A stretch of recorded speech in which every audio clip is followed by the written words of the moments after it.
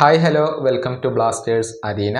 Kerala Blasters ഈ സീസണിൽ വളരെ മോശം പ്രകടനമാണ് നടത്തിക്കൊണ്ടിരിക്കുന്നത്. 11 മത്സരങ്ങൾ കളിച്ചിട്ട് കേവലം 3 മത്സരങ്ങളിൽ മാത്രമാണ് അവർ വിജയിച്ചിട്ടുള്ളത്. അതുകൊണ്ട് തന്നെ ആരാധകരൊക്കെ ഇപ്പോൾ ക്ലബിനെ കൈവിട്ട് തുടങ്ങിയിട്ടുണ്ട്. എന്തിനേറെ പറയുന്നു, മഞ്ഞപ്പട പോലും തങ്ങളുടെ പ്രതിഷേധം ഇപ്പോൾ കടുപ്പിച്ചിട്ടുണ്ട് എന്നുള്ളതാണ്. അതായത് മഞ്ഞപ്പട വഴിയുള്ള ടിക്കറ്റ് വിൽപ്പന അവരിപ്പോൾ അവസാനിപ്പിച്ചിട്ടുണ്ട്. സ്റ്റേഡിയത്തിനകത്തും പുറത്തും വലിയ രൂപത്തിലുള്ള പ്രതിഷേധങ്ങൾ സംഘടിപ്പിക്കും എന്നുള്ള കാര്യം മഞ്ഞപ്പട പരസ്യമായിക്കൊണ്ട് തന്നെ ഇപ്പോൾ പറഞ്ഞിട്ടുണ്ട് എന്നുള്ളതാണ്.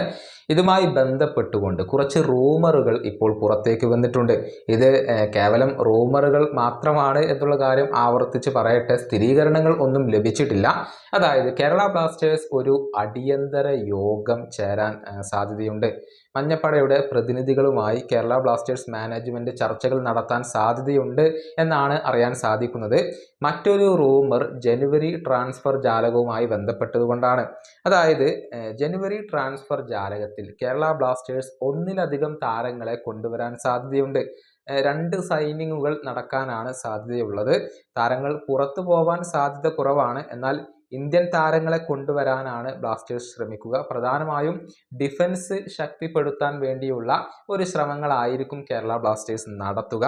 ഒരു ഡിഫൻഡറുടെ സൈനിങ് നമുക്ക് പ്രതീക്ഷിക്കാം. അത് വിദേശ താരമാവാനുള്ള സാധ്യത കുറവാണ്. കാരണം ഒരു വിദേശ താരത്തെ കൊണ്ടുവരികയാണെങ്കിൽ ഏതെങ്കിലും ഒരു വിദേശ താരത്തിൻ്റെ രജിസ്ട്രേഷൻ ഒഴിവാക്കേണ്ടി വരും എന്നുള്ളതാണ്. അതുകൊണ്ട് തന്നെ ഡൊമസ്റ്റിക് സൈനിങ്ങുകൾ നടക്കാനാണ് സാധ്യത. എന്നാൽ ഇക്കാര്യത്തിൽ സ്ഥിരീകരണങ്ങൾ ഒന്നും ലഭിച്ചിട്ടില്ല എന്ന് ഒരിക്കൽ കൂടി ഓർമ്മപ്പെടുത്തുകയാണ്. ഇത് കേവലം റൂമറുകൾ മാത്രമാണ്. ഏതായാലും കേരള ബ്ലാസ്റ്റേഴ്സിൽ മാറ്റങ്ങൾ ഇപ്പോൾ അനിവാര്യമാണ്. കാരണം അത്രയും പരിതാപകരമായ പ്രകടനമാണ് നടത്തുന്നത്. ഒരു തിരിച്ചുവരവ് ബ്ലാസ്റ്റേഴ്സിനെ സംബന്ധിച്ചിടത്തോളം അനിവാര്യമായ ഒരു സമയം കൂടിയാണ് ഇത്.